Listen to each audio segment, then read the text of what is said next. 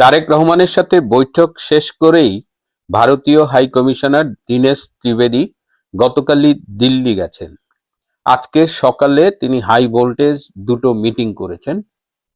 এদিকে রয়ের প্রধান পরাগ জৈন তার দলবল সহ বাংলাদেশে এসেছিলেন এবং তিনি গতকাল এবং আজকে বেশ ব্যস্ত সময় কাটিয়েছেন। বেশ গুরুত্বপূর্ণ বেশ কিছু মিটিং করেছেন। তার মধ্যে আমাদের প্রধানমন্ত্রী তারেক রহমান, প্রধানমন্ত্রীর প্রতিরক্ষা উপদেষ্টা ডক্টর শামসুল ইসলাম সহ আরো অনেকে রয়েছেন। এছাড়াও আরো ছোটখাটো কিছু বিষয় আলাপ করব।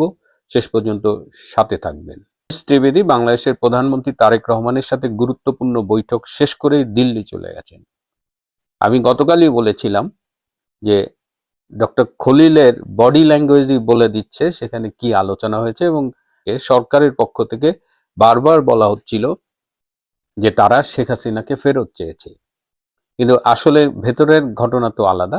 আপনারা নিশ্চয়ই খেয়াল করেছেন যে সম্প্রতি ডোনাল্ড ট্রাম্পের মধ্য এবং দক্ষিণ এশীয় দূত এবং ভারতে আমেরিকার অ্যাম্বাসেডর মিস্টার সার্জিও গোর বাংলাদেশ সফর করার পরই কিন্তু ভারতীয় প্রতিনিধি দলের তৎপরতা বেড়ে গেছে।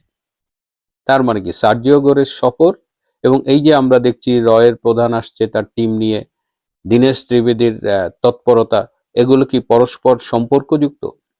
আজকে দীনেশ ত্রিবেদী সকাল 8টা থেকে 8টা 40 পর্যন্ত একটি হাই ভোল্টেজ মিটিং করেছেন। সেই মিটিং এ উপস্থিত ছিলেন ভারতের প্রধানমন্ত্রী নরেন্দ্র মোদী, জাতীয় নিরাপত্তা উপদেষ্টা অজিত দোভাল, স্বরাষ্ট্রমন্ত্রী অমিত শাহ সহ আরো কয়েকজন।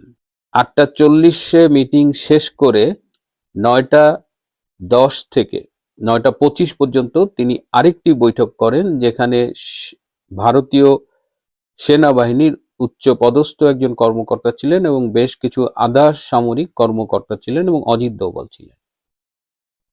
এই সকালের প্রথম মিটিং এ 37টা ইস্যু নিয়ে কথা হয়েছে। তার মধ্যে এই যে বাংলাদেশ রিলেটেড, তার মধ্যে এই যে বন্ধি প্রত্যর্পণ যে চুক্তি, সেই চুক্তিটার আপডেট করা হবে এই সিদ্ধান্ত নেওয়া হয়েছে। এছাড়া বিভিন্ন বিষয়, বাংলাদেশের সাথে যে ভারতের বন চুক্তি, এই যে নদী এবং সমুদ্র বন্দর, এ ধরনের নানান বিষয় নিয়ে কথা হয়েছে।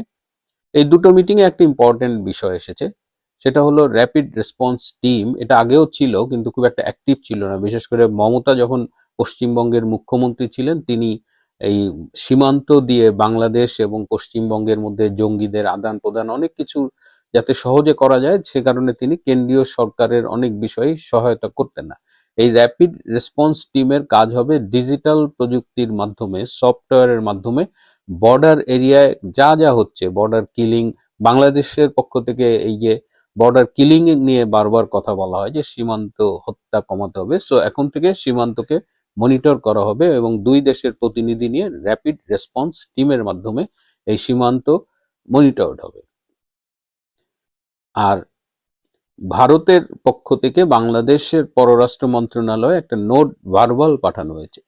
বাংলাদেশের এই যে কালকে ডক্টর খলিলের কথা শুনি যখন, বা তথ্য উপদেষ্টার কথা শুনি, তখন সেই শেখ হাসিনাকে ফেরত পাঠাও এবং তারা রেফারেন্স হিসেবে দেয় বন্ধি প্রত্যর্পণ চুক্তি, যেটা ভারত এবং বাংলাদেশের মধ্যে স্বাক্ষরিত হয়েছে। কিন্তু এই চুক্তি 11 নম্বর পৃষ্ঠার 3 নম্বর অনুচ্ছেদের শেষ অংশে কিন্তু লেখা আছে, কোনো বিতর্কিত আইন, কোনো ক্যামেরা ট্রায়াল, কোনো সামরিক আদালতের মাধ্যমে বিচার করে সেই বিচারের রায় অনুযায়ী বন্দীদের প্রত্যর্পণ, সেটা কিন্তু এই চুক্তিতে প্রযোজ্য হবে না। এবং যেহেতু বাংলাদেশের আইসিটিতে বর্তমানে যে বিচারগুলো চলছে সেটি আইনের চোখে শুধু অবৈধ না, সেটি চরমভাবে বিতর্কিত। সুতরাং শেখ হাসিনাকে মৃত্যুদণ্ড দিয়েছে যে অবৈধ আইসিটির আদালত, সেই আদালতের রায় দিয়ে যে বন্দী প্রত্যর্পণ চুক্তির যে রেফারেন্স বাংলাদেশ সরকার বারবার দিচ্ছে, সেটা আদৌ প্রযোজ্য না। অর্থাৎ শেখ হাসিনা এই প্রত্যর্পণ চুক্তির অধীনে পড়েন না। এছাড়াও ভারতের পক্ষ থেকে বলা হয়েছে যে শেখ হাসিনা যখন ফিরবেন তার পর্যাপ্ত নিরাপত্তাও বাংলাদেশ সরকারকে নিশ্চিত করতে হবে। এবং আজকে আপনারা দেখেছেন যে আমাদের তথ্য উপদেষ্টার সুর বদলে গেছে। তিনি কিন্তু বলছেন যে শেখ হাসিনা যখন আসবে তাকে পর্যাপ্ত নিরাপত্তা প্রদান করা হবে। তিনি কিন্তু এমনি এমনি বলেন নাই। এদিকে আগামীকাল দীনেশ ত্রিবেদী ফিরবেন 12ই আগস্ট, এবং ধারণা করা যাচ্ছে 13 অথবা 14ই আগস্ট দীনেশ ত্রিবেদী আবার বাংলাদেশের প্রধানমন্ত্রী তারেক রহমান এবং তার প্রতিরক্ষা উপদেষ্টা শামসুল ইসলামের সাথে মিটিংয়ে বসবেন। এদিকে রয়ের প্রধান পরাগ জৈন তিনি গতকাল প্রধানমন্ত্রী তারেক রহমানের সাথে মিটিং করেছেন। প্রধানমন্ত্রীর প্রতিরক্ষা উপদেষ্টা ডক্টর AKM শামসুল ইসলামের সাথে মিটিং করেছেন এবং 12 জন উচ্চ পদস্থ সেনা অফিসারের সাথে ভারতীয় রয়ের প্রধান পরাগ জৈন মিটিং করেছেন। আজকে তিনি 3 জন এমপির সাথে মিটিং করেছেন, তিনি সংসদ এলাকায়ও গিয়েছিলেন এবং এই যে প্রতিরক্ষা উপদেষ্টার সাথে যে মিটিং করেছেন সেখানে ওই 161 পৃষ্ঠা ভারত যেটি দিয়েছে যেখানে জঙ্গি তৎপরতার ডিটেলস দেওয়া আছে সেই রিপোর্টের রেফারেন্স দিয়ে বলেছেন যে বাংলাদেশকে বারবার বলা সত্ত্বেও বাংলাদেশ এই জঙ্গি ও সন্ত্রাস নিয়ন্ত্রণে আশানুরূপ পদক্ষেপ গ্রহণ করছে না এবং আবারও 16ই আগস্ট পর্যন্ত বাংলাদেশ সরকারকে সময় দেওয়া হয়েছে এবং এই 16 তারিখের মধ্যে বাংলাদেশ সরকার যদি পর্যাপ্ত পদক্ষেপ গ্রহণ না করে সেই ক্ষেত্রে ভারত এবং আমেরিকা যৌথভাবে বাংলাদেশের জঙ্গি কার্যক্রম নিয়ন্ত্রণে ব্যবস্থা নেবে। তারেক রহমানের সাথে রয়ের চিফের যখন মিটিং হচ্ছিল সেই মিটিংয়ে কিছুক্ষণের জন্য জয়েন করেছিলেন বিক্রম দোরাইস্বামী। বিক্রম দোরাইস্বামীর কথা আপনাদের মনে আছে? তিনি যুক্তরাজ্যে মানে ইংল্যান্ডে ভারতের হাই কমিশনার ছিলেন এবং তিনি মূলত স্পটে থেকে তারেক রহমানের সাথে ভারতের যে নেগোসিয়েশন হয়েছিল বাংলাদেশে ফেরা ক্ষমতায় যাওয়া এই নেগোসিয়েশনটা লন্ডনে বসে লিড করেছিলেন এই বিক্রম দোরাইস্বামী। বর্তমানে তিনি চায়নায় ভারতের হাই কমিশনার। তো বিক্রম দোরাইস্বামী এই মুহূর্তে ঢাকায় অবস্থান করছে এবং তিনি এই রয়ের প্রধান এবং প্রধানমন্ত্রীর মিটিং এর কিছু অংশেও তিনিও অ্যাটেন্ড করেছিলেন। এটা খুব ইন্টারেস্টিং একটা ইনফরমেশন।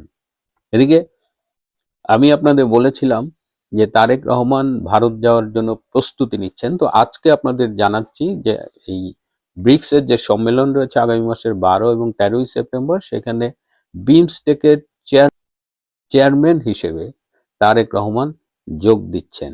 যদিও তার যোগ না দেওয়ার ব্যাপারে বাংলাদেশে ISI পন্থী যারা রয়েছেন, পাকিস্তান পন্থী রয়েছেন এবং মিডিয়ার একটা অংশ যাদের গতকালও করেছি গ্যাং অফ ফোর, তারা অনেক চেষ্টা করেছিলেন কিন্তু এখন মোটামুটি চূড়ান্ত যে তারেক রহমান যাচ্ছেন এই ব্রিক্সের সম্মেলনে যাচ্ছেন এবং বিমস্টেকের চেয়ারম্যান হিসেবেই যাচ্ছেন, বাংলাদেশের প্রধানমন্ত্রী হিসেবে তিনি যাচ্ছেন না।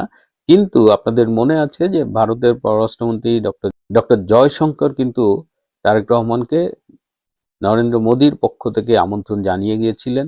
তো সেই আমন্ত্রণটা এখনো কিন্তু বহাল আছে। সবশেষে গতকাল বলেছিলাম যে লোডশেডিং এ এই সরকার রেকর্ড করেছে, সেই রেকর্ডটি কিন্তু আজকে আবার ভেঙে গেছে, অর্থাৎ আরো বেশি লোডশেডিং। তাই নিন্দুকেরা প্রশ্ন তুলছে যে বিএনপি সরকারের আসলে বিদ্যুতের সাথে সম্পর্কটা এরকম কেন যে তারা যখনই ক্ষমতায় আসে তখনই সারা দেশ অন্ধকারে ডুবে যায়, লোডশেডিং ভয়াবহ আকার ধারণ করে।